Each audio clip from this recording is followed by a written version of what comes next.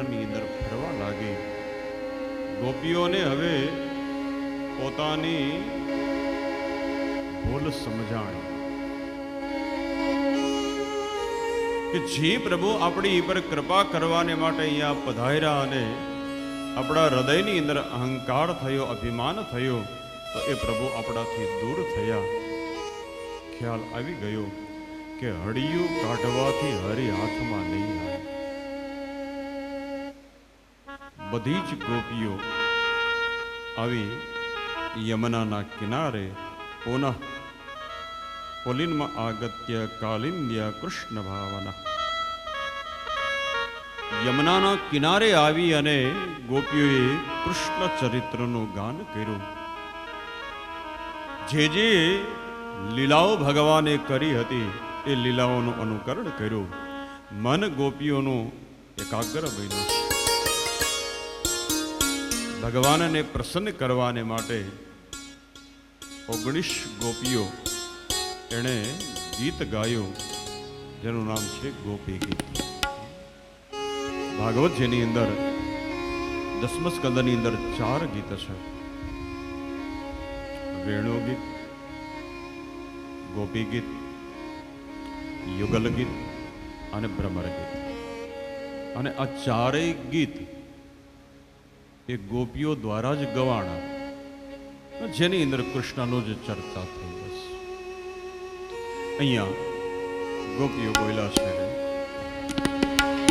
જયતિ તેધિકં જન્મનામ્રજ શ્રયત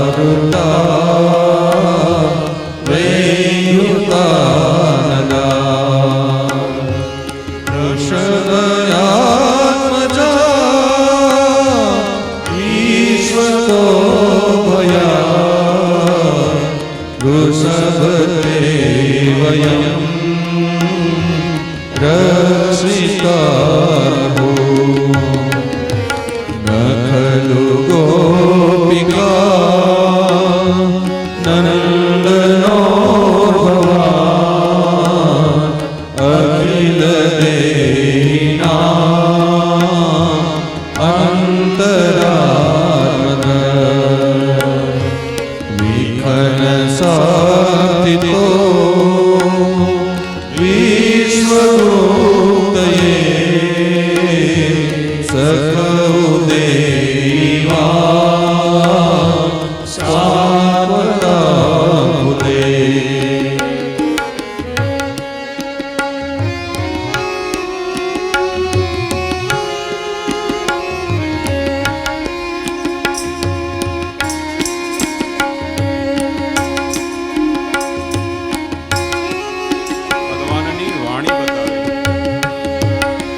મધુરયા વલ્લુવાક્યયા બુધ મનોમયા પુષ્કરે ક્ષણા વિધિ કરી વીરમોયતે હૃદરસીલુના પ્યાયયસ્વના તવ કથામૃતમ તપજીવનમ કવિભિરીડિતમ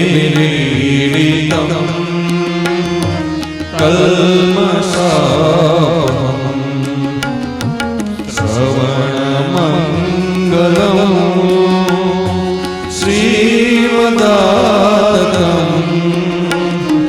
ભૂમિ ગૃણન્તિ તે ભૂરિલા જના ભૂમિ ગૃણન્તિ તે ભૂરિલા જના ભૂમિ ગૃણન્તિ તે ભૂરિલા જના.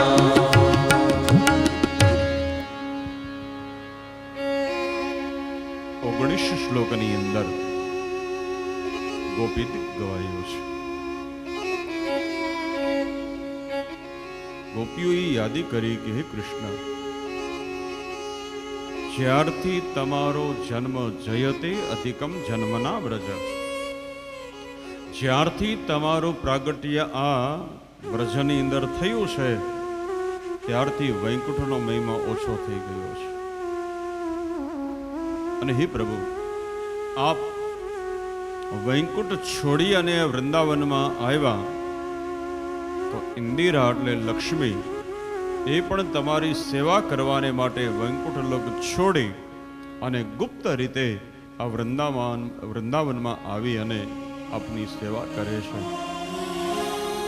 તો હે પ્રભુ, જે આપના શ્રી ચરણની સેવા લક્ષ્મીજી કરી રહ્યા છે, હવે અમારે તો ખાલી એ ચરણના દર્શન કરવા છે. અમે તમારી સેવિકા દાસી છે, પણ દાસી કેવી છે કે નિઃશુલ્ક દાસિકા. અમારે તમારી પાસે એ તમારી સેવા કરી અને તમારું કામ કરી અને અમારે તમારી પાસેથી કંઈ જોતું નથી, નિઃશુલ્ક. કોઈ ગોપીએ કહ્યું કે હે પ્રભુ, હવે તમારે જો અમારો આ રીતે ત્યાગ કરવો હતો તો જ્યારે જ્યારે અમારી એ પર મુશ્કેલીઓ આવી તો તમે અમને બચાવ્યા શું કામ? ઇન્દ્રએ ક્રોધ કરી અને વરસાદ વરસાવ્યો તો એ વરસાદમાંથી તમે અમારું રક્ષણ કર્યું, એ વાવાઝોડામાંથી તમે અમારું રક્ષણ કર્યું. કાલીય નાગ એના દૂષિત પાણીથી પણ આપે. હવે એક બાજુથી અમને બધાને બચાવ્યા અને બીજી બાજુ તમે આવી રીતે તરસ છોડીને વયા જાઓ, એ તમારા માટે યોગ્ય ન કહેવાય. કોઈ ગોપીએ કહ્યું કે હે કૃષ્ણ, તમે કોણ છો એની અમને ખબર છે. નખલ ગોપિકા નંદનો ભવાન અખિલ દેહી નામ. હે કૃષ્ણ, વિખન એટલે બ્રહ્માએ જ્યારે પ્રાર્થના કરી તો બ્રહ્માની પ્રાર્થનાને આપે માન આપી અને સમાજનો શ્રેય કરવાને માટે, ધર્મની વૃદ્ધિ કરવાને માટે, અધર્મને દૂર કરવાને માટે આપ માનવ રૂપ લઈ અને અવતરિત થયા છો.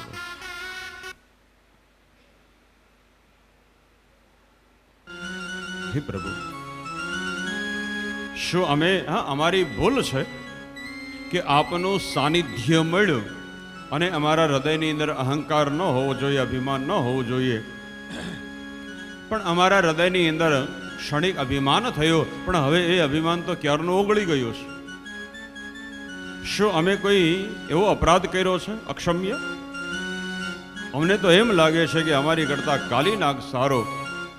અરે કાલીનાગે તો તમારો અપરાધ કર્યો હતો કે યમુનાના જળને દૂષિત કર્યું હતું, અને છતાંય તમે કાલીનાગની ઉપર કૃપા કરી.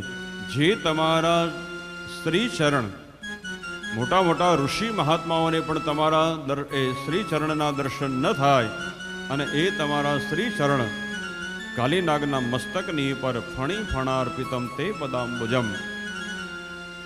હે પ્રભુ, તમારી વાણી અતિ મધુર છે કે અમારો મનનો ગમે એવો થાક હોય પણ હે કનૈયા તારી સામે આવી અને તારી વાણી સાંભળીએ એટલે વાણી કેવી છે? મધુરયા ગીરા વલ્ગુ વાક્યયા બુધમ મનોજ્ઞયા.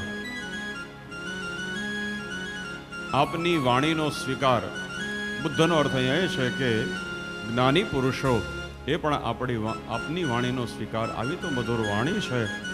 કોઈ ગોપીએ થોડો ઠપકો પણ આપી દીધો કે હે કૃષ્ણ, તમે તો કઠોર છો, તમે તો નિષ્ઠુર છો, પણ તમારી કરતા તો છે ને તમારી કથા બહુ હારી.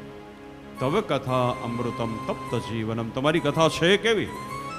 તો કે તપી ગયેલાના જીવનને શાંત કરનારો હોય તો તમારી કથા છે.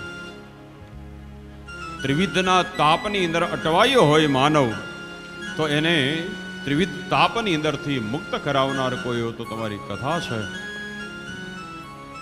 આધિ વ્યાધિ અને ઉપાધિ, ઘણીવાર એવું બને કે સૂર્યના તાપથી આપણું તન તપે, ધનના પ્રભાવથી આપણે અભિમાની બની જઈએ અને કુટુંબના ક્લેશથી આપણું મન દુઃખી બને. તો આ ત્રણેયને દુઃખની અંદરથી મુક્ત કરવાને માટે હે કૃષ્ણ તમારી કથા એ કામ કયું કરે કે તમારી કથા એ અમૃતનું કામ કરે છે. કથા કેવી છે? શ્રવણાનુવાદ સમાજની આગળ રજૂ કરી રહ્યો છે. સમાજને ત્રિવિધ તાપની અંદરથી જે મુક્તિ અપાવે છે. હે પ્રભુ, તમારું દર્શન કેવું છે કે સુરતનાથ તે આખો દિવસ અમે ઘરની અંદર રહીએ અને અમે પ્રતીક્ષા કરતા હોઈએ કે ક્યારે સાંજ પડે અને ક્યારે કૃષ્ણ આવે. સુરત વર્ધનમ. એક વાર તમારા મુખારવિંદના દર્શન થઈ જાય એટલે આખા દિવસનો જે તમારા દર્શન કરવાની તમન્નાની અંદર સમય પસાર થયો હોય એ સમય અમારો સાર્થક બને. કોઈ ગોપીએ તો કહ્યું, ઘર છોડીને અહીંયા આવ્યા, ઘરની જે કઈ મર્યાદાઓ હતી એ મર્યાદાઓને છોડી નીતિ વિલંઘ્યતે નાથ તે યુતઃ ગતા પતિ સુતાનવય ભાતૃ બાંધવા. એ કનૈયા, તમારું સાનિધ્ય પ્રાપ્ત કરવાને માટે અમે બધું છોડી દીધું. જે કંઈ અમારા ઘરની મર્યાદા હતા એ મર્યાદાનું ઉલ્લંઘન કર્યું, કારણ કે રાત્રિના સમયે ઘરની બહાર અમે નીકળીએ નહીં, પણ હે કનૈયા તને મળવાને માટે અમે એ મર્યાદાનું ઉલ્લંઘન કરી અને ઘરની બહાર અમે તને મળવાને માટે આવ્યા. હે કૃષ્ણ, તને પ્રાપ્ત કરવાને માટે પતિ સુતાનવય ભાતૃ બાંધવા, અમે અમારા પતિને છોડી દીધા, અમે અમારા ભાઈઓને છોડી દીધા, અમે અમારા બંધુઓને છોડી દીધા. શું કામ? તમારું દર્શન કરવાને માટે. હવે અમે બધું છોડી અને તમારી પાસે આવ્યા અને તમે અમને છોડીને વયા ગયા, તો હે કૃષ્ણ આ યોગ્ય નથી. આમ જ્યારે ગોપીઓ કૃષ્ણની અંદર એકાગ્ર બને અને કૃષ્ણના વિયોગની અંદર હવે તો પ્રાણ જવાની તૈયારી, ગોપીઓ એક પછી એક મૂર્છિત દશાની અંદર પડવા લાગે, ત્યારે ભગવાનને થયું કે હવે જો પ્રગટ નહીં થાવ ને તો મારા વિયોગની અંદર ગોપીઓના પ્રાણ જતા વાર નહીં લાગે. અથવા તો અહીંયા એ બતાવે છે કે ઈશ્વરને ગોતનારો જીવ જ્યાં સુધી ઈશ્વરમય ન બને, જ્યાં સુધી સંસારના પદાર્થોને એ ભૂલી ન શકે, ત્યાં સુધી ઈશ્વર એને અપનાવતા નથી. બસ લાલી મેરે લાલ કી સબ જગ રહી સમાય, લાલી દેખન મેં ગઈ તો મેં ભી હો ગઈ લાલ. ઈશ્વરને ગોતનારો જીવ જ્યાં સુધી ઈશ્વરમય ન બને. બહુ સરસ વાત આવતી કે રામકૃષ્ણ પરમહંસજી એની પાસે એક યુવાન આવીને એક પ્રશ્ન કર્યો કે બાપજી, તમે એમ કહો છો કે ઈશ્વરને મેળવવાને માટે જ્યાં સુધી તાલાવેલી પ્રગટ ન થાય ત્યાં સુધી ઈશ્વરનો અનુભવ ન થાય. તો યુવાને કહ્યું કે મેં તો ઘણા બધા પ્રયાસો કર્યા, માળા લઈને બેહું, પણ હારું કઈ મેળ આવતો નથી. પણ રામકૃષ્ણ ત્યાર તો જવાબ ના આપ્યો. ભાઈ હશે, મને કેમ ખબર પડે કે તને તાલાવેલી? આ વાતને 15-20 દિવસ વયા ગયા એટલે એકવાર રામકૃષ્ણ એ ગંગાની અંદર સ્નાન કરતા હતા અને આ યુવાન આવ્યો. મેં કહ્યું, બાપજી તમને વાંધો ન હોય તો હું તમારી હારે નાવા આવું? રામકૃષ્ણ કહ્યું, આવો ને બા. એટલે રામકૃષ્ણ પરમહંસ અને આ યુવાન બંને જણા સ્નાન કરી રહ્યા છે. રામકૃષ્ણ પરમહંસે ડૂબકી મારી. 1 મિનિટ થઈ એટલે બહાર આવ્યો. આ યુવાનને એમ થયું કે હાલને હું ડૂબકી મારું. આ યુવાને પાણીમાં ડૂબકી મારી અને રામકૃષ્ણ એણે પોતાના 2 હાથથી આ યુવાનનું માથું દબાવી દીધું અને અડધી મિનિટમાં તો ઓલો એવો પગ પછાડવા માંડ્યો ને એવો હાથ પછાડવા માંડ્યો. આમ માંડ મહેનત કરીને માંડ પ્રયાસ કરીને માંડ મોટું બારું આવ્યું અને હા ધમણ થઈને સીધો કિનારે વયો ગયો કે બાપુ તમે તો હમણાં મારી નાખત મને. રામકૃષ્ણે કહ્યું, કેમ? અરે એ તમને ખબર છે અમારો જીવ કેવો મૂંઝાતો હતો? જો હવે 5 સેકન્ડ તમે જો હાથ ઢીલો ન કર્યો હોત ને તો મારા પ્રાણ વહી જાય. તમને ખબર બહાર આવવાને માટે કેટલી માથાકૂટ કરતો હતો, કેટલો હું તડપડતો હતો. તો એ રામકૃષ્ણે કહ્યું, બસ ઈશ્વરને મળવાને માટે જ્યાં સુધી આવી તાલાવેલી જાગે નહીં ને ત્યાં સુધી ઈશ્વર એમ દર્શન નહીં આપે. તો ઈશ્વરનો અનુભવ કરવાને માટે સજ્જનો જ્યાં સુધી તાલાવેલી લાગે નહીં ત્યાં સુધી ઈશ્વર, બાકી સમજી લીધું બેઠા બેઠા એમ કઈ ઈશ્વર મળવાના નથી. એને મળવાને માટેની એક આખી ભૂમિકા છે સજ્જનો. નરસિંહ મીરા હું પાગલ હતા કે આંખ બંધ કરી અને કેટલો સમય વયો જાય ભગવાનના નામની અંદર એને ખબર ન પડે. ગોરા કુંભારની એવી કથા આવે કે માટી ખૂંદતા હોય અને માટી ખૂંદતા આંખ બંધી કરી અને રાધે કૃષ્ણ એવું સ્મરણ કરે કે એ માટી ખૂંદતા 1.5 વર્ષનો દીકરો પણ માટીની અંદર ખૂંદાય અને મરણ પામે તોય આ ભગતને ખબર નથી હોતી. નરસિંહ મહેતા ભગવાનના રાસલીલાના દર્શન કરવાને માટે મસાલા હાથમાં રાખી હોય અને મસાલ પૂરી થઈ જાય અને નરસિંહ મહેતાનો હાથ હળગવા માંડે તો એને ખબર નથી હોતી કે મસાલ પૂરી થઈ ગઈ, મારો હાથ હળગે. આ તાલાવેલી તમન્ના. અને આપણે તો માળા કરવા બેઠા ને મકોડો આવ્યો લે એમ કરીને ઊભા થઈ જાય.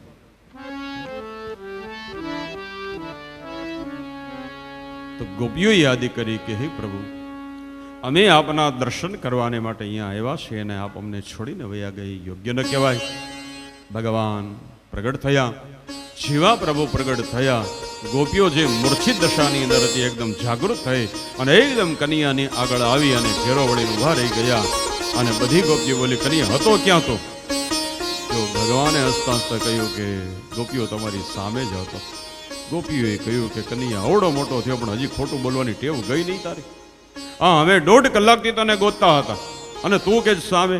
ભગવાને કહ્યું, હતો તો ગોપીઓ સામે જ, પણ તમારા હૃદયની અંદર અભિમાનનો પડદો આડો આવી ગયો એટલે હું સામે હતો તોય તમે જાણી શક્યા નહીં. હા, એ અભિમાનનો પડદો હટી ગયો એટલે હું ક્યાંય ગયો જ નથી. આમ જોઈએ તો વાત સાચી. સમજી લેજો, ઈશ્વર આપણાથી ક્યાંય દૂર છે જ નહીં હો. પણ ઈશ્વરનો અનુભવ આપણને નથી થતો એનું કારણ કે આપણા મનની અંદર હજી અભિમાનનો પડદો આડો છે. એ પડદો હટી જાય પછી ઈશ્વરને ગોતવાની ક્યાંય જવાની જરૂર નથી, આપણી સામે જ ઈશ્વર.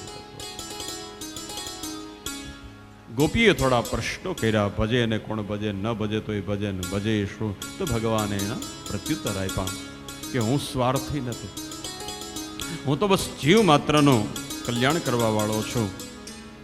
ગોપીઓના મનમાં આનંદ થયો. ઇત્થમ ભગવતો ગોપ્યા શ્રુત્વા વાચ સુપેશલા. ભગવાન પ્રસન્ન થયા. ભગવાને હવે ગોપીઓને કહ્યું કે હે ગોપીઓ, હવે તમારા હૃદયની અંદર જે અહંકાર હતો, અભિમાન હતું, એ અહંકાર અભિમાન દૂર થયું. તો હવે હું કોણ છું, મારું સ્વરૂપ કયું છે અને મારું કાર્ય કયું છે હું તમને બતાવીશ. ભગવાને પોતાના અસંખ્ય નહીં તો એ બતાવ્યું કે જેટલી ગોપીઓ હતી એટલા રૂપ ભગવાને પ્રગટ કર્યા. અને આજે ભગવાને ગોપીઓની સાથે યમુનાના કિનારે વૃંદાવનની અંદર રાસોત્સવ પ્રગટ કર્યો છે. જે રાસના દર્શન કરવાને માટે બ્રહ્મા પધાર્યા છે, ભગવાન ભોલેનાથ પધાર્યા છે, નારદ જેવા ભક્ત પધાર્યા છે, દેવતાઓ પધાર્યા છે. આ બધા જ આકાશની ઉપર અંતરિક્ષની અંદર આરૂઢ થઈ અને ભગવાનની રાસલીલાનું દર્શન કરી રહ્યા. હજારો ગોપીઓની વચ્ચે હજારો કૃષ્ણના સ્વરૂપો. હવે એ રાસની અંદર જ્યારે મધ્યમાં રાસ પહોંચ્યો એટલે ભગવાને કામદેવને યાદી કરી. કામદેવ આવ્યા, ભગવાનને 5 બાણ માર્યા છે. શોષણ, રોહણ, મોહન, હવે હર્ષણ એવા નામ છે. પુષ્પના બાણ છે. પણ ભગવાનને ન કામ થયો, ન ક્રોધ થયો, ન લોભ થયો, ન ક્ષોભ થયો. ત્યારે કામદેવે કહ્યું, પ્રભુ તમે જીતી ગયા ને હું હાર્યો. તમે અચ્યુત છો. તમને મેં પરાસ્ત કરવાના પ્રયાસો કર્યા પણ તમે પરાજિત ન થયા. રાસના દર્શન કરવાને માટે ચંદ્રમાં એવા સ્થિર થઈ ગયા કે પોતાની ગતિ જે હતી એ ગતિ પણ ભૂલી ગયા, એટલે અટકી ગયા. એવું બતાવ્યું કે 6 મહિનાની એ વખતે રાત્રિ થઈ.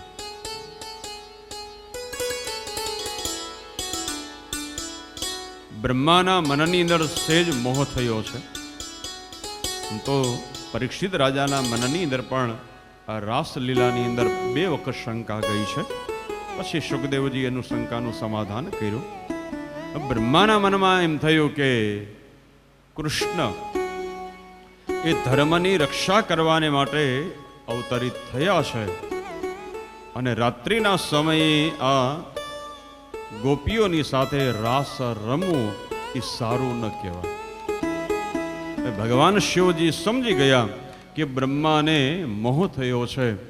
એટલે ભગવાન ભોલેનાથ એણે બ્રહ્માજીની પાસે આવી અને એક જ વાક્ય કહ્યું કે હે બ્રહ્માજી, હવે ભગવાન કૃષ્ણને તમે સામાન્ય મનુષ્ય માનો છો? અરે ભગવાન જે કંઈ કરી રહ્યા છે આ બધી એની લીલા છે. હા, જીવ જે કંઈ કરે એ ક્રિયા કહેવાય અને ભગવાન જે કરે એને લીલા કહેવાય. હવે લીલા અને ક્રિયામાં ફરક કેટલો કે ક્રિયાની અંદર બંધન છે, ક્રિયાની અંદર આસક્તિ છે અને લીલાની અંદર કોઈ બંધન નથી. લીલાની અંદર બીજા જીવની મુક્તિ. આપણે સારું મકાન બનાવીએ એટલે આપણે એમાં બંધાઈએ. જોયો ને આપણો બંગલો, હા મહેનત કરી ત્યારે આ માંડ બંગલો થયો. આપણે જો બંગલો કોઈ બનાવી ન શકે. બંગલો બનાવ્યો સારી વાત છે પણ એની અંદર આપણે બંધાઈ ગયા. આપણે ઘણા બંધન, મેં કાલે પણ યાદી કરી હતી કે ઘણા બંધન એવા હોય કે એ બંધનની અંદર દોરડાની જરૂર ન પડે અને માણસ બંધાઈ જાય. રામાયણની અંદર બહુ સરસ પ્રસંગ છે કે લંકાની પર જ્યારે ભગવાન શ્રી રામજીએ આક્રમણ કર્યું, યુદ્ધ શરૂ થયું અને મેઘનાદે એવું પરાક્રમ કર્યું કે રામ અને લક્ષ્મણ બેયને નાગપાશના મંત્રો દ્વારા બાંધી દીધા. હનુમાનજીને ઘાયલ કર્યા, જાંબવંત નલ, નીલ, અંગદ આ બધાને ઘાયલ કર્યા જાંબવંત સિવાય. ભગવાન શ્રી રામ અને લક્ષ્મણ પણ બંધાઈ ગયા. હવે ભગવાનને છોડાવે કોણ? જો શ્રી નારદજી એ પધાર્યા. ભગવાનનું વાહન એનું નામ છે ગરુડ. ગરુડની પાસે આવી અને કહ્યું કે હે ગરુડજી, હવે તમે જાઓ લંકાના રણ મેદાનમાં. કેમ? અરે રામ અને લક્ષ્મણ એ મેઘનાદના નાગપાશના મંત્રો દ્વારા બંધાયા છે અને એ નાગપાશના મંત્રો દ્વારા બંધાયેલા ભગવાનને તમારી સિવાય કોઈ છોડાવી શકશે નહીં. અને જ્યાં સુધી પ્રભુ છૂટે નહીં ત્યાં સુધી આગળની લીલા થશે નહીં. તો વૈકુંઠમાંથી ગરુડજી આવ્યા લંકાની અંદર અને રામ અને લક્ષ્મણને જે બંધાયેલા હતા એ રામ અને લક્ષ્મણના બંધનો ગરુડજીએ છોડી તો નાખ્યા, પણ રામ અને લક્ષ્મણના બંધન છૂટ્યા પણ ગરુડજી વગર દોરડે સંશય રૂપી દોરડામાં બંધાઈ ગયા. હવે જો ગરુડના મનમાં શું થયું ખબર? હવે આને ભગવાન કેમ મારે ગણવા? જી ભગવાન નાગપાશના મંત્રોથી છૂટવાને માટે મારી સહાય લેવી પડે તો પછી આને ભગવાન માનવા કેમ? હવે આ ભગવાને જ્યાં જાઓ અહીંયા મારી પીઠ ઉપર બેહાડીને હું લઈ જાઉં છું અને હું તો આને ભગવાન માનો છું, પણ આને મને ભગવાન માનવા કેમ? બંધાઈ ગયા. દોરડું નથી પણ સંશય રૂપી દોરડામાં બંધાયા. એટલે એ આવ્યા નારદજીની પાસે. જો ગરુડજીએ નારદજીને પ્રણામ કરીને કહ્યું કે નારદજી, હવે આરું મૂંઝવણ થઈ. કઈ મૂંઝવણ? કે રામ અને લક્ષ્મણને તો મેં બંધનમાંથી મુક્ત કર્યા પણ હું બંધાયો. કઈ રીતે? કહ્યું કે હવે આને મારે ભગવાન માનવા કે હું એને છોડાવું અને એ છૂટે તો આને ભગવાન કઈ રીતે મારે ગણવા? હવે આ શંકાને દૂર કરો. નારદજીના મનમાં એમ થયું કે આ પ્રશ્નનો જવાબ આપણી પાસે નથી. એટલે નારદજીએ કહ્યું કે એક કામ કર ને, તો શિવજીની પાસે જા. અને એ શિવજી તને સમજાવશે. એટલે ગરુડજી જે હતા એ નારદજીની વાત માની અને આવ્યા શિવજીની પાસે. હવે શિવજી કુબેરને મળવાને માટે જતા હતા અને રસ્તામાં ગરુડજી આવ્યા અને રસ્તામાં પગે લાગીને કહ્યું, હા ભોલેનાથ, હવે આને મારે રામને ભગવાન માનવા કેમ? આ સંશય રૂપી ઓનમાં હું બંધાયો છું, આપ નિરાકરણ કરો. નારદજી પાસે ગયો, તેણે તમારી પાસે મોકલ્યો. એટલે ભગવાન શિવજી હસતા હસતા બોલ્યા, તું રસ્તામાં જ ભેગો થયો, હવે રસ્તામાં કઈ મારે તારી કથા કરા? આ ઘીરે બેઠો ને તું આવતો હું તને સમજાવું, આ રસ્તાની વચ્ચે તું ઉભો રહીને. પણ એક કામ કર, તું અહીંથી જા નીલ પર્વતની ઉપર, ત્યાં કાગભૂષણડી જે છે એની પાસે તું જા, એટલે એ તારા સંશયને દૂર કરશે. પાર્વતીએ કહ્યું, પણ તમને શું વાંધો હતો? ગરુડજી સંશય લઈને આવ્યા તમારી પાસે, તો તમારે એના સંશયને દૂર કરવો જોઈએ ને, તમે એને ઠેઠ ન્યા મોકલો. ત્યારે ભગવાને કહ્યું, એટલા માટે કે ખગહી જાનત ખગગી ભાષા.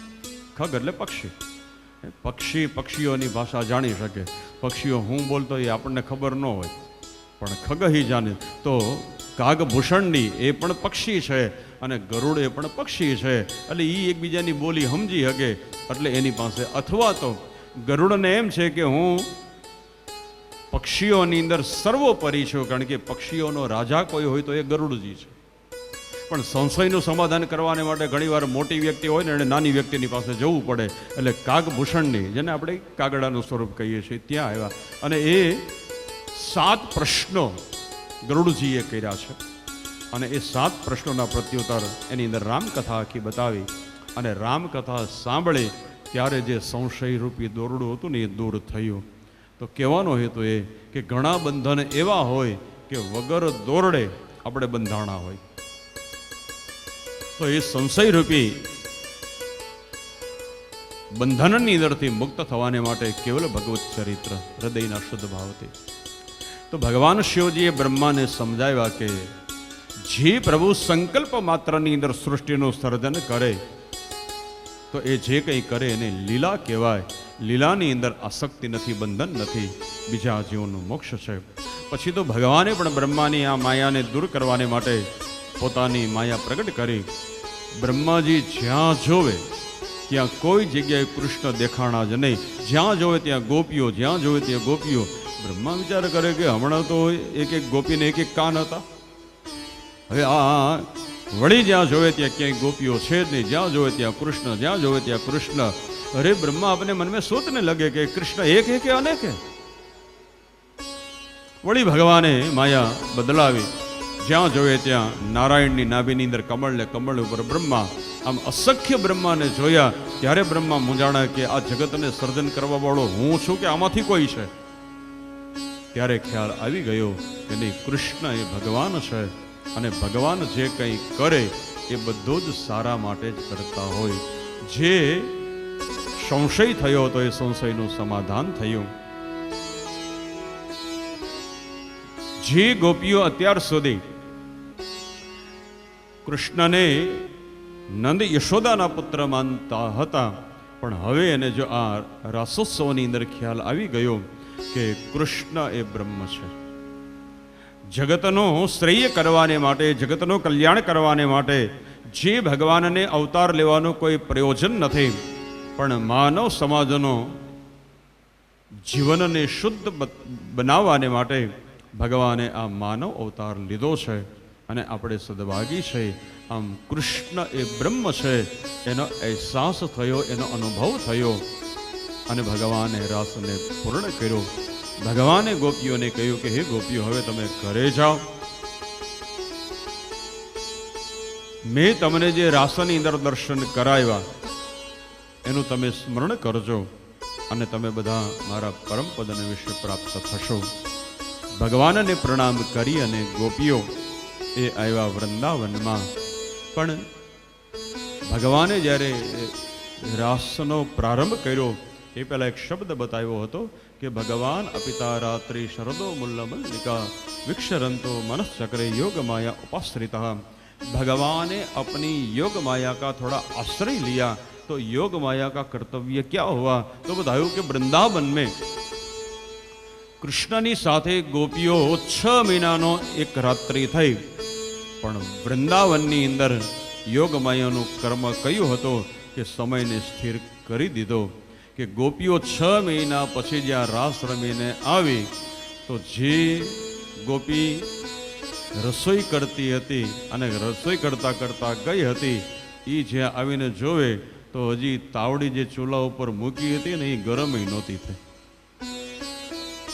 જેનો પતિ જમતો હતો અને ગોપી કનૈયાને મળવાને માટે ગઈ હતી અને એ 6 મહિને જ્યાં 6 મહિને જ્યાં દર્શન કરીને આવી તો એના પતિ હજી જે પૂરીનું બટકું મોઢામાં લીધું હતું ને એ હજી પૂરું થયું નહોતું. આ યોગમાયાનું કર્તવ્ય એ બતાવ્યું કે ઈશ્વરની સાથે જ્યારે મનુષ્ય જોડાય છે ત્યારે સમયની અંદર ઘણીવાર પરિવર્તનશીલતા આવી જાય છે. કોઈને આ વાતની ખબર ન પડી કે આ રીતે ઘટના કઈ બની. આમ ભગવાને ગોપીઓની ઉપર કૃપા કરી તો રાસની અંદર ભગવાને ગોપીઓને પોતે ઈશ્વરી છે એ વાતનું પ્રતિપાદન કરાયું. જે કોઈ મનુષ્ય આ રાસલીલાની કથાને સાંભળે તો એના વિક્રીડિતમ વ્રજવધો ભૂરિતમ ચ વિષ્ણુ ભક્તિમ પરામ ભગવતી પ્રતિલભ્ય વાસ. જે કંઈ એના હૃદયના દોષ છે એ બધા દોષ મુક્ત થાય અને એનું મન પ્રભુની અંદર એકાગ્ર બને. આમ ભગવાનની આ રાસલીલાનો ઉદ્દેશ્ય બતાવ્યો. થોડો સમય વ્યતીત થયો એટલે ગોપી અને ગોવાળો આવ્યા અને ગોપી અને ગોવાળોએ કહ્યું કે કનૈયા ચાલો ને આપણે ક્યાંય યાત્રા કરવા જઈએ, કારણ કે તમે બધા સવારે વૃંદાવનમાંથી ગાયો ચરવા માટે વયા જાઓ ને હાંજે આવો એટલે માંડ હાંજે કલાક 2 કલાક બેહવા મળે છે અને આપણે જો યાત્રા કરવાને માટે હારે જઈએ બધાય તો આપણને 24 કલાક સાથે રહેવાનો સમય મળે. ભગવાને કહ્યું બહુ સારું. તો આજ બધાની ઈચ્છાને પૂર્ણ કરવાને માટે નંદ બાબા, યશોદા, ગોપી, ગોવાળ, બલરામ, કૃષ્ણ આ બધાને લઈ અને યાત્રા કરવાને માટે અહીંયા 2-4 સિદ્ધાંતો બતાવે છે. પહેલી વાત એ બતાવી કે મનુષ્ય યાત્રા ક્યારે કરવી જોઈએ તો કે યુવાન અવસ્થામાં. યાત્રાનો અર્થ એ છે કે મુશ્કેલીનો સામનો કરવો, એનું નામ છે યાત્રા. એ તો હવે આપણને બધી ફેસિલિટીઓ મળવા માંડી કે પણ નહીતર આથી 50 વર્ષ પહેલાં એવું હતું કે કોઈ જાતની સગવડ નહીં ઉતારાની વ્યવસ્થા હોય, ન રહેવાની વ્યવસ્થા કંઈ હોય, ન ભોજનની વ્યવસ્થા હોય, ક્યારેક હાથે બનાવવું પડે, ન પણ મળે. એટલે અને યુવાન હોય તો એ કદાચ ગમે એવા સંકટ હોય તો સંકટનો સામનો કરી શકે. તો યાત્રા ક્યારે કરવી જોઈએ તો બતાવ્યું કે જ્યારે યુવાન અવસ્થા આપણી હોય ત્યારે યાત્રા કરવી જોઈએ. અને એની બદલીમાં આપણે યાત્રા હવે ક્યારે કરીએ? શરીરના હાંધામાં વાંધા આવવા માંડે થઈ કે હાલો લ્યો હવે હરિદ્વાર જાય, પછી ગાડીમાં ચડી હગે નહીં, ચડી ગયા હોય તો ઉતરી હગે નહીં, ઉતરા હોય તો હાલી હગે નહીં, અને બધું કરે તો નાહી હગે નહીં, કાં તો કે પાણી બહુ ટાઢું છે. તો એ એક સિદ્ધાંત બતાવ્યો કે બને ત્યાં સુધી યુવાન અવસ્થાની અંદર યાત્રા થાય તો વધારે સારું. ભગવાન આજે યાત્રા કરવાને માટે કઈ જગ્યાએ ગયા તો બતાવ્યું એકદા દેવ યાત્રાયામ ગોપાલા જાત કૌતુક તત્ર સ્નાત્વા સરસ્વત્યામ દેવમ પશુપતિમ વિભુમ. ભગવાન શ્રી કૃષ્ણ એ સરસ્વતી નદીના તટ ઉપર જે અંબિકા વન છે અને જે વનની અંદર ભગવાન શિવજી મહારાજનું મંદિર છે, આજે બધાને લઈ અને પ્રભુ ત્યાં આવ્યા. હવે સરસ્વતીના જળની અંદર સ્નાન કર્યું. તત્ર સ્નાત્વા, ભગવાને સરસ્વતી નદીના જળની અંદર સ્નાન કર્યું અને ત્યાં તીર્થના જે ભૂદેવો હતા, બ્રાહ્મણો હતા, એ બધાને ભગવાને પોતાના વૈભવ પ્રમાણે કોઈને વસ્ત્રનું દાન કર્યું, કોઈને સોનાનું દાન કર્યું, કોઈને અન્નનું દાન કર્યું, કોઈને સુવર્ણનું દાન કર્યું. આમ વૈભવ પ્રમાણે ભગવાને દાન. એટલે અહીંયા એક માર્ગ એ બતાવે છે કે આપણે યાત્રા કરવાને માટે જઈએ તો એ તીર્થભૂમિની અંદર કંઈક અને કંઈક શ્રદ્ધાથી આપણે દાન પુણ્ય કરવું જોઈએ. બસ જો યાત્રાની અંદર આપણે દાન પુણ્ય ન કરીએ તો યાત્રાનું જે આપણને ફળ મળવું જોઈએ એ ફળ મળતું નથી. અત્યારે યાત્રા ઓછી થાય છે અને પ્રવાસ વધારે થાય છે. લગભગ અત્યારે તમે જુઓ તો લોકો પ્રવાસ હાલો ને દ્વારિકા જઈ આવીએ, પણ દર્શનનો ભાવ ઓછો હોય. હાલો દરિયા કિનારે મજા આવશે, શિવરાજગઢ કે શિવરાજપુર હું ના હા એ કે હાલો ત્યાં આટો મારી આવી. દાન પુણ્ય કરવાની વાત આવે તો ત્યાં આપણે ઢીલા પડીએ. હોટલની અંદર એક રાત્રિના 3,000 રૂપિયા ઓલા માગે તો એને આપણે 3,000 રૂપિયા દઈએ, પણ ત્યાં જે બ્રાહ્મણો બેઠા હોય, સાધુઓ બેઠા હોય, એને 2 રૂપિયા આપવા પડે ને તો એ આપણો જીવ બળે. હો કાંઈ બ્રાહ્મણને 2 રૂપિયા થોડા અપાય, સાધુઓને 2 રૂપિયા થોડા અપાય. હોટલની અંદર આપણને 3,000 રૂપિયા ભારે નથી પડતા. જમવાને માટે જઈએ ત્યાં આપણને 200-300 રૂપિયાની થાળી ભારે નથી પડતી. 15 દિવસ પહેલાં અમારે રાજકોટ બાજુ એક હોટલમાં અમે જમવા ગયા હતા. હવે એક થાળીનો ભાવ 1,800 રૂપિયા હતો. 450થી વધારે આઈટમ જમવામાં હતી. 1,800 રૂપિયા તમે વિચાર તો કરો. અને લોકોએ ખાધું હું ખબર? એક રોટલી, એક ઇડલી, 2 પૂરી લ્યો. કારણ કે લગભગ આવ્યા તો એ ડાયાબિટીસ વાળા જ હતા. એટલે કીધું હા 1,800 રૂપિયાની એક થાળી, ભલા માણસ. ઠીક છે તારે જમાડવા હોય એની ના નહીં, પણ હવે કંઈક તો મેં કીધું, કાલે પણ મેં યાદી કરી હતી કે ભગવાને આપણને જે સંપત્તિ આપી છે એ સંપત્તિ ઉપયોગ કરવાને માટે આપી છે, પણ ઉપભોગ કરવાને માટે આપ્યું નથી. પણ લગભગ આપણે સંપત્તિ ધર્મના માર્ગની અંદર આપણે ઓછી વાપરશું અને ગામના લોકોની અંદર વાહ વાહ થાય ને એવા હેતુથી આપણે હપ્તા લઈ અને દેખાવ કરશો કે નહીં અમારી પાસે હકીકતમાં રૂપિયો એટલો હોય નહીં. કઈક હગાવાલાની પાસેથી ઉછીના લીધા હોય ને પાછો એને આપવા તૈયાર થતો ન હોય. ઠીક છે, ઈશ્વરે તને આપ્યું છે એની ના નહીં. હવે 1,800 રૂપિયાની તે થાળી કરી અને 8 આઈટમે માણસ ખાઈ હગે નહીં, તો એ રૂપિયો તો તારો વેડફાણો ને. એની કરતા 150 રૂપિયાની થાળી તમે જુઓ તો 3 જાતના શાક હોય ને, દાળ ભાત શાક હોય ને, મીઠાઈ હોય, આપણું પેટ તો ભરાય. પણ ઘણી વાર આપણે દેખાદેખીની અંદર, દેખાવાની અંદર આપણે પૈસા સંપત્તિનો, તો અહીંયા ભગવાને કહ્યું કે યાત્રા કરવાને માટે જઈએ તો ભલે સર્વસ્વ દેવો એવું નથી, પણ શ્રદ્ધા મુજબ. કારણ કે તીર્થના મહિમાને જો કોઈએ સાચવી રાખ્યો હોય તો એ તીર્થગોર જેને આપણે કહીએ છીએ લોકોએ, જો એ તીર્થગોરોએ સંકટનો સામનો કરી અને એ મહિમાને સાચવો ન હોત તો કૃષ્ણ કોણ છે એ આપણને ખબર ન હોત, રામ કોણ છે એ આપણને ખબર ન હોત, માતાજી કોણ છે એ આપણને ખબર ન હોત. એ ભૂદેવોએ સંકટનો સામનો કરી અને આપણો સનાતન ધર્મના જે તીર્થો છે એ તીર્થના મહિમાને પૂરેપૂરો સાચવો છે અને એની અંદરથી એના પરિવારની આજીવિકા છે.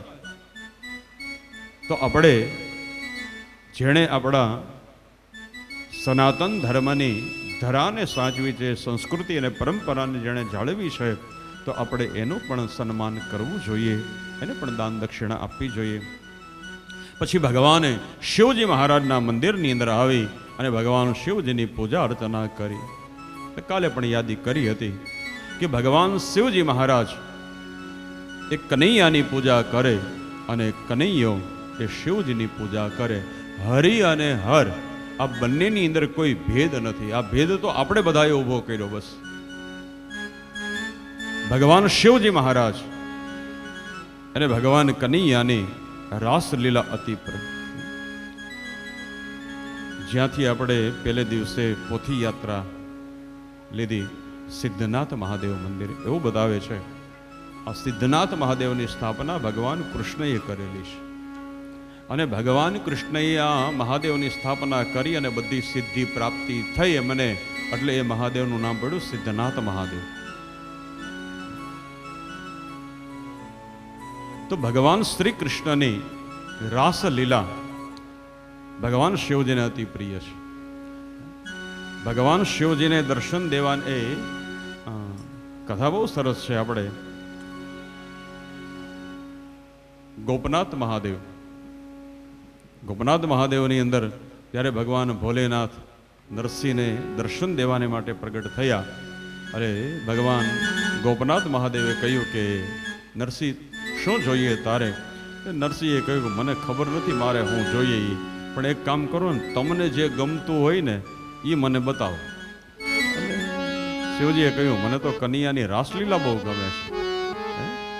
અને વિદિત કથા છે કે ભગવાને જ્યારે વૃંદાવનની અંદર રાસનું આયોજન કર્યું ત્યારે ભગવાને એમ થોડીક કડક ઓલું રાખ્યું હતું કે અહીંયા ગોપીઓને પ્રવેશ હશે એટલે કોઈ ગોપો અંદર ન આવે. એટલે ભગવાનના જે સખા હતા એ દરવાજે અને ગોપીઓને અંદર જવા દીધા. પાર્વતીને આ વાતની ખબર પડી કે અરે કનૈયો જો વૃંદાવનમાં રાસ રમતો હોય તો હાલો આપણે રમવા જવું. એટલે પાર્વતી તો તૈયાર થયા. આમ તૈયાર થઈને જ્યાં નીકળ્યા ત્યાં ભોલેનાથ તો બેઠા હતા અને કહ્યું કે દેવી કઈ બાજુ? એટલે પાર્વતી હસતા હસતા કહ્યું તમે ઘેરે રહેજો. પણ ભગવાને કહ્યું હું તો ઘેરે છું, પણ તમે કઈ બાજુ આ તૈયાર થઈને? ત્યારે કહ્યું કે આજે શરદ પૂર્ણિમાની રાત્રિ છે ને, તો વૃંદાવનની અંદર કૃષ્ણ એણે રાસનું આયોજન કર્યું છે અને એ રાસ રમવાને માટે જાઉં છું. અરે ભોલેનાથ ઉભા કીધું મને લઈ જાઓ. અરે પાર્વતીએ કહ્યું કે ત્યાં ગોપાને પ્રવેશ નથી, ત્યાં તો ગોપીઓને જ. ભોલેનાથે કહ્યું કે કનૈયો જો રાસ રમતો હોય તો એની હારે મારે રાસ રમવું છે. અરે પણ ન અવાય. અને બહુ સરસ ભજન છે, સાંભળ્યું છે આ ભજન, પણ બહુ સરસ ભાવ બહુ સારો છે. एक बार श्री बोले भंडारी बनकर ब्रज की नारी गोकुल में आ गए, ओ गोकुल में आ गए. अरे एक बार श्री बोले भंडारी बनकर ब्रज की नारी गोकुल में आ गए, ओ गोकुल में आ गए. अरे पार्वती ने मना किया पर ना माने त्रिपुरारी गोकुल में आ गए, ओ गोकुल में आ गए. अरे पार्वती ने मना किया पर ना माने त्रिपुरारी गोकुल में आ गए, ओ गोकुल में आ गए.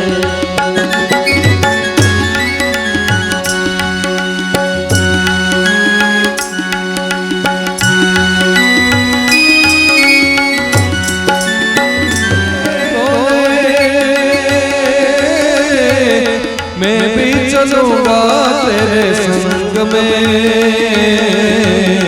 पार्वती से बोले मैं भी चलूंगा तेरे संग में. राधे संग कृष्ण नाचे मैं भी नाचूंगा तेरे संग में.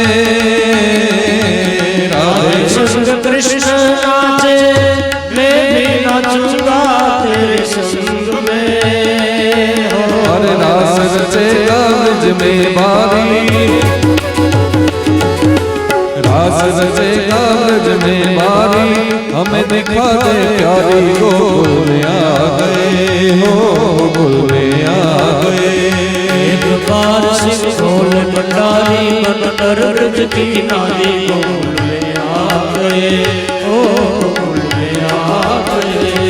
ओ मोरे भोले बाबा कैसे ले जाऊं तुम्हें रास में. ओ मोरे भोले स्वामी कैसे ले जाऊं तुम्हें रास में. मोहन के सिवा कोई पुरुष न जावे उस रास में. मोहन के सिवा कोई पुरुष न जाए इस रास में. भंडारी बनकर ब्रज की नारी गोकुल में आ गए, ओ गोकुल में आ गए.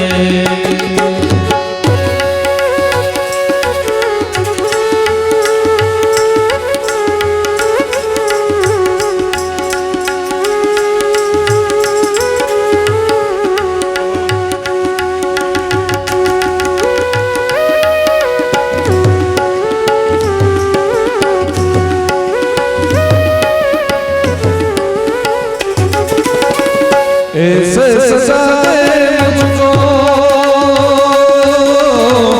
कोई न जाए उस रात को. ऐसा सजा दे मुझको कोई न जाए इस राज को.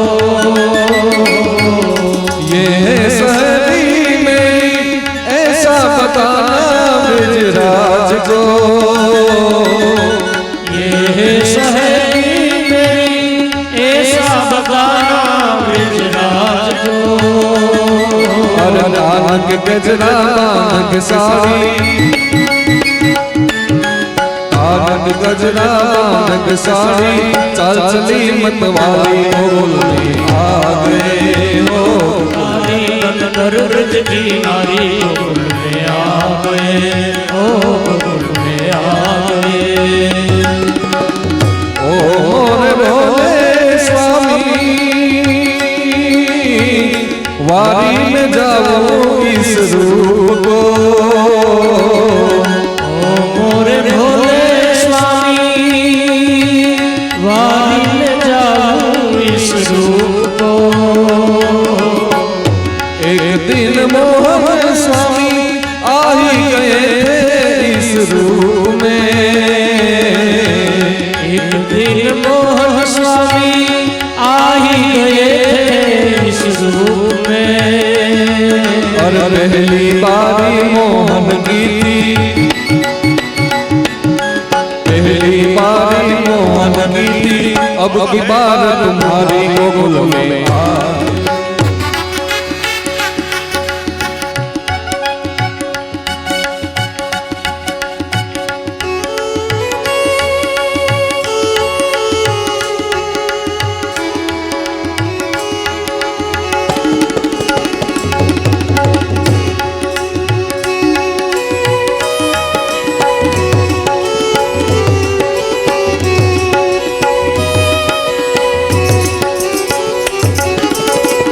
ऐसी बजाई बंसी सुध बुध बोले भोलेनाथ रे।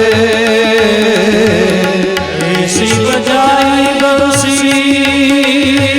सुध बुध भूले भोलेनाथ रे। आ ही गए शंभु समझ गई सब रचना रे।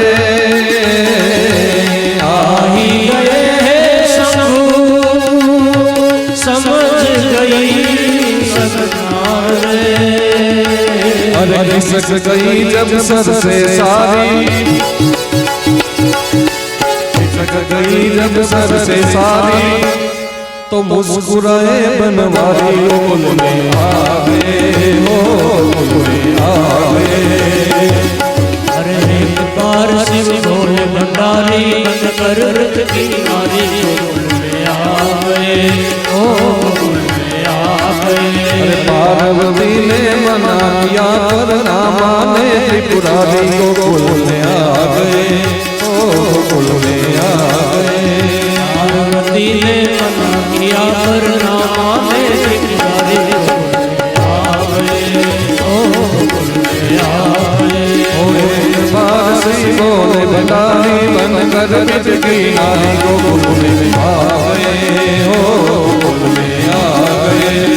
एक बार शिव भोले भंडारी बन कर व्रत की नारी गोकुल में आ गए, ओ गोकुल में आ गए, ओ गोकुल में आ गए।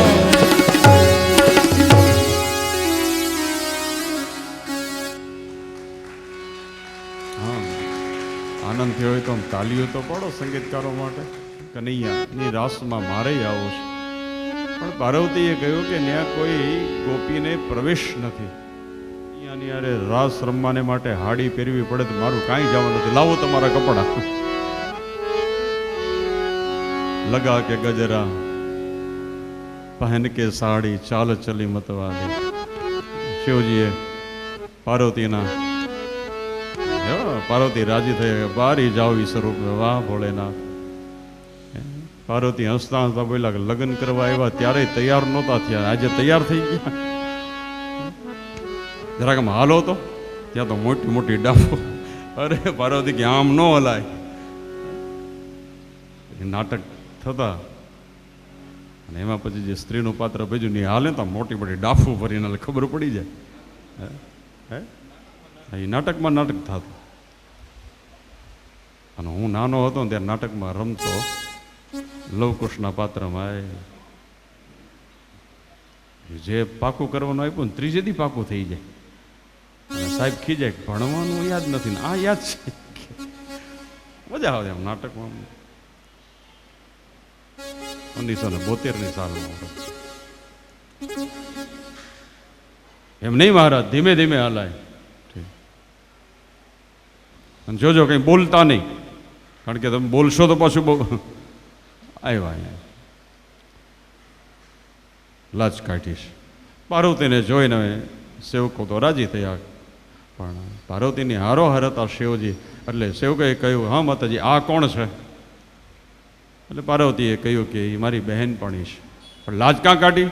તો કે એ કનૈયા સિવાય છે ને કોઈને મોઢું દેખાડતી નથી. એનું નામ શું? શિવજી મૂંઝાણા કે આ ગોટો થાય.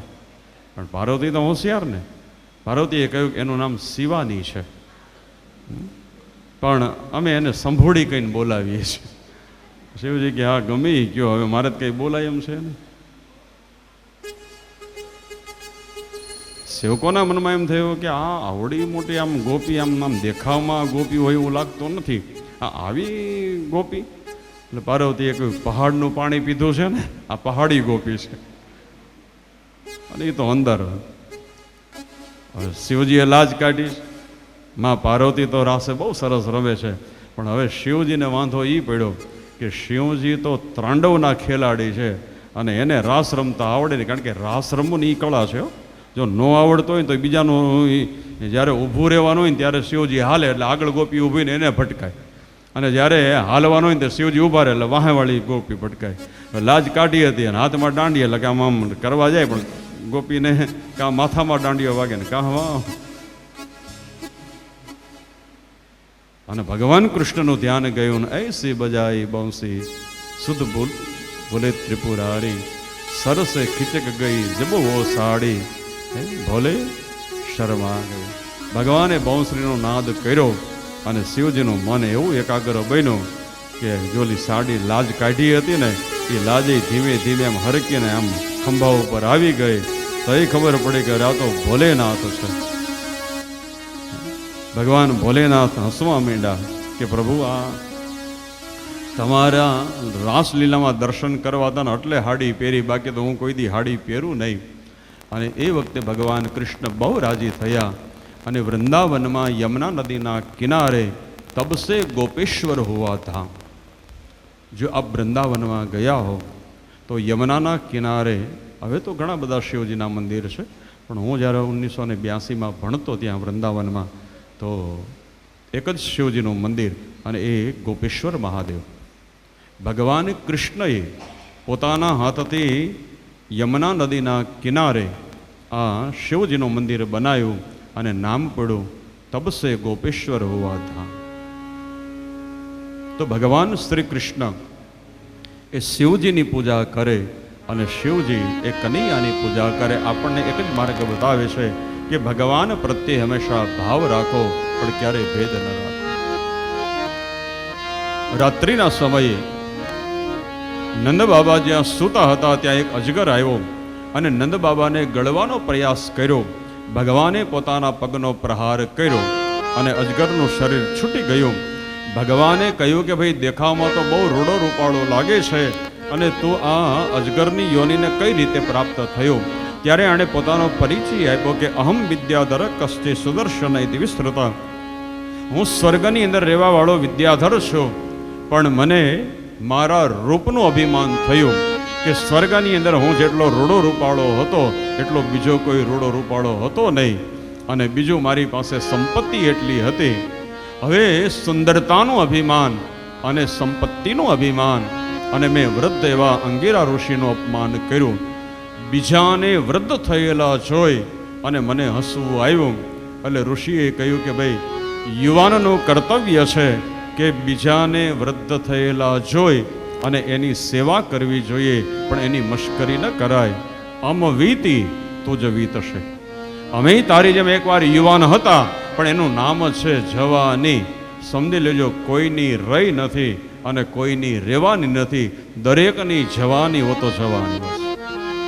પણ જ્યારે વિદ્યાધર સમજો નહીં ત્યારે ઋષિએ શ્રાપ આપ્યો કે જા તો અજગર બની જા, અને જ્યારે શ્રી કૃષ્ણના શ્રી અંગનો તને સ્પર્શ થાય ત્યારે તો મારા શ્રાપમાંથી મુક્ત થઈશ. તો અજગર એ બનેલો આ વિદ્યાધર કહે છે કે હું શ્રાપિત બની અને અજગર બન્યો હતો, પણ આજે આપના થકી મારું કલ્યાણ થયું.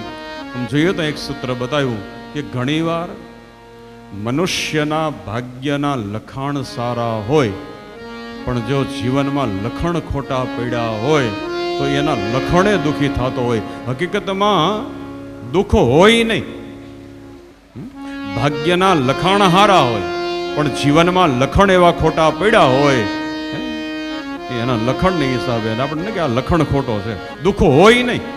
હવે અમારી સોસાયટીમાં એક જણને કૂતરીએ ગાલે બટકું ભર્યું લ્યો, એટલે હરી બધાને નવાઈ લાગી કે કૂતરું બટકું ભરે તો પીંડીએ બટકું ભરે, ઠેકડો મારે તો હાથે, પણ આ તને ગાલે કેમ ભર્યું? એટલે એણે જવાબ આપ્યો કે સોસાયટીમાં કૂતરી વિયાણી એટલે બખોઈલમાં મેં મોઢું નાખ્યું કે કેટલા ગલુડિયા છે એ જોવા, અને અંદર કૂતરી બેઠી હતી બટકું ભરી લીધું. હવે ત્યાં મોઢા નખાતા છે, આ લખણ ખોટા. અને લખણ ખોટા હોય ને એ આમ આમ તમે જોવો ને તો હાથે કરીને દુઃખી થતો હોય એ આમ તમે જોવો તો એ એક લખણ ખોટો બસમાં બેઠો અને એણે ટિકિટ લીધી કે જામનગરથી દ્વારિકાની 2 ટિકિટ આપો. એટલે કંડક્ટરે 2 ટિકિટ આપીને પૂછ્યું કે તારી યારે બીજું છે કોણ? તો એ બોલ્યો કે હું તો એકલો જ છું. અરે કંડક્ટરે કહ્યું ભલા માણે એકલો હોય તો 1 ટિકિટ લેવાય ને, અને હા તું એકલો મુસાફરી કરે ને આ 2 ટિકિટ લીધી, તારા તો પૈસા ગયા ને, આ 2 ટિકિટ લીધી હું કામ? તો એ ઓલો બોલ્યો 1 ટિકિટ લઉં અને એ ક્યાંક ખોવાઈ જાય અને ચેકિંગ આવે તો 10 ગણો દંડ ભરવો પડે, એટલે 2 લીધી, 1 ખોવાઈ ગઈ તો 1 તો બતાવવા થાય, દંડ ભરવો પડે ને બચી જાઓ. કંડક્ટરે કહ્યું કે 2 ટિકિટ ખોવાઈ જાય તો દંડ ભરવો પડે, તો એ અભાગ્યો બોલ્યો મારી પાસે તો મહિનાનો પાસ છે. વિચાર કરો, હવે પાસ હોય ને છતાંય 2 ટિકિટ લઈને આ લખણ ખોટા. તો મનુષ્યના ભાગ્યના લખાણ હારા હોય પણ જીવનમાં જો લખણ ખોટા પડ્યા હોય તો એ દુઃખી થાય. તો આ વિદ્યાધર કહે છે કે મારી ભૂલ થઈ અને ભૂલને હિસાબે મારે દુઃખનો સામનો કરવો પડ્યો. શંખચૂડ નામનો દૈત્ય જે કુબેરજીનો અનુચર હતો, એણે આવી અને ગોપીઓને હેરાન કર્યા. તો ભગવાન કૃષ્ણએ કુબેરના અનુચર એવા શંખચૂડનો વિનાશ કરી અને એની પાસેથી જે મણિ હતો એ મણિ લઈ અને ભગવાને આપ્યો બલરામજીને. શંખચૂડ નિહિત્યેવ મણિમાદાય ભાસ્વરમ. ભગવાને યાત્રા પૂર્ણ કરી અને બધા આવ્યા છે વૃંદાવનની અંદર. આમ દરેકના હૃદયની અંદર આનંદ થયો કે હે કનૈયા, તમારી સાથે યાત્રા કરવાથી અમને ઘણું બધું જાણવા મળ્યું અને વધારે આનંદ સાથે રહેવાનો અવસર મળ્યો. આમ પ્રભુનું ચરિત્ર બતાવ્યું, આગળ ચરિત્ર બતાવ્યું છે, પણ એ ચરિત્રને આપણે બપોર પછીના સત્રની અંદર અને બરોબર 5:30 વાગે ભગવાન કૃષ્ણ અને રૂક્ષ્મણી એના લગ્ન આપણે અહીંયા, જોકે એક બહુ સરસ અહીંની વ્યવસ્થા, પછી વિચાર એવો આવ્યો કે આ હોલ ન હોત તો આપણે કથા કરત ક્યાં? આ હોલ છે એટલે આપણને, કારણ કે વાવાઝોડાની અસર, ધીમે ધીમે રાત્રે પણ વરસાદ હતો, સવારે પણ વરસાદ હતો, પવન છે, મંડપ ઉડી જાય, માઇક શરૂ ન થાય, લાઇટ શરૂ ન થાય, અને તો આખું સ્થળાંતર કરવું પડે કઈ રીતે અને ક્યાં કથા કરવી એ જ એક પ્રશ્ન ઊભો થાય. પણ આપણે કહીને કે ભગવાન જે કંઈ કરે ને એ બહુ સારું કરે છે. ભલે અમારા મીના માસી અહીંયા એમ હતું કે આપણે સમુદ્રના તટ ઉપર જ કથા કરશું, પણ જો સંજોગો જ એવા બન્યા કે ભાઈ આ 2 દિવસ આપણે માતાજીના સાનિધ્યમાં આવવું અને આ વ્યવસ્થા છે એટલે કથા થઈ શકે, નહીંતર કથા કેમ કરવી એ પ્રશ્ન ઊભો થાય. પણ બહુ સરસ સુવિધા આપણને અહીંયા પ્રાપ્ત થઈ. તો 5:30 વાગે આપણે કૃષ્ણ, જેમ આપણે ગઈકાલે ગોવર્ધન મહોત્સવ વરસાદના વાતાવરણમાં ઉજવો અને એમાંય આપણને કાલીનાગ દમનની લીલાના દર્શન થયા, રાસલીલાના દર્શન થયા. અમારી આ દીકરી એણે પણ એક નૃત્ય કર્યું અને એમ આજે પણ આપણે ભગવાન કૃષ્ણ અને રૂક્ષ્મણીના લગ્ન એ પણ આપણે આપણી રીતે અહીંયા ઉજવશું. પછી હવે તમારે નાચવું કેટલું, રમવું કેટલું, એ તમારી ઉપર.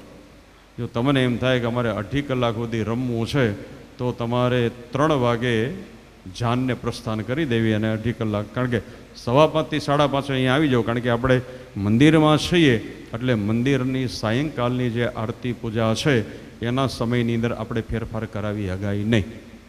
એટલે એ સમયને આપણે ધ્યાનમાં રાખીને પછી તમને એમ થાય કે અમારે કોઈ જે કંઈ તૈયારી કરવી બધી તૈયારીઓ કરી લેજો, પણ 5:15 5:30 આપણે અહીંયા ભગવાનના લગ્ન કરીશું અને સમયસર જ આપણે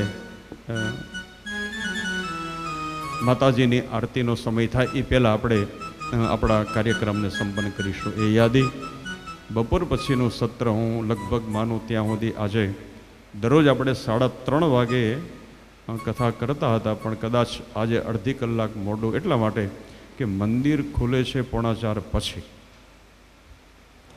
4 વાગે આપણે ચા પાણી પી અને અહીં આવી જશું. બોલીએ કૃષ્ણ કનૈયા ગાયત્રી માત કી જય. નમઃ પાર્વતી પતયે હર હર મહાદેવ.